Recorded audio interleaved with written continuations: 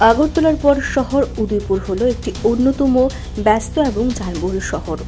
ছনবন সুভাষ বীর্য কর্নার, থানা কর্নার, বিবেক কর্নার, পুরানো মোটর স্ট্যান্ড, মহকুমা হাসপাতাল সংলগ্ন ডাক বাংলা রোড ইত্যাদি ব্যস্ত এলাকায় নতুন করে ট্রাফিক সিগন্যাল বসানোর দাবি বহুদিনের ছিল, কিন্তু শুধুমাত্র হেলমেট আর প্রয়োজনীয় কাগজের অভাবে যান চালকদের কাছ থেকে ফাইন আদায় করা যে ট্রাফিকদের একমাত্র এবং প্রধান লক্ষ্য হয়ে দাঁড়িয়েছে, সেই দিকে দপ্তরকে আদতেও আধুনিক ব্যবস্থাপনা তৈরি করতে ঠিক কতটা আগ্রহ দেখাবে এ নিয়ে কিন্তু ঠিক প্রশ্ন থেকেই যাচ্ছে।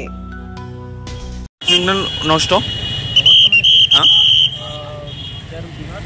দেড় দুই মাস তা আপনারা জানাননি?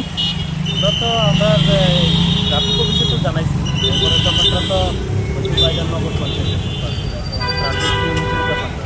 অ্যারেঞ্জমেন্টটা ট্রাফিকের যে বোর্ডের দেওয়াটা, এটা হচ্ছে ট্রাফিকের দায়িত্ব। তার আগেও তো অনেকবার নষ্ট হয়েছিল। এরপরে ঠিক করার কয়দিন পর পরই নষ্ট হচ্ছে নাকি? এখন আপনাদের সমস্যাটা কি হচ্ছে মূলত? ট্রাফিক পোস্ট নাই, আমরা